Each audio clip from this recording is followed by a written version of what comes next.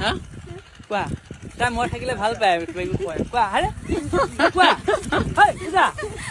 কোৱা কোৱা hello' guys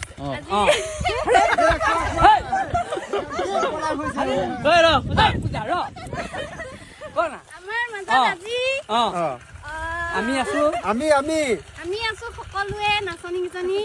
চবৰ লগত এটা বস্তু আছে কি কওঁ আমাৰ লগত মোৰ বস্তু আছে কি আছে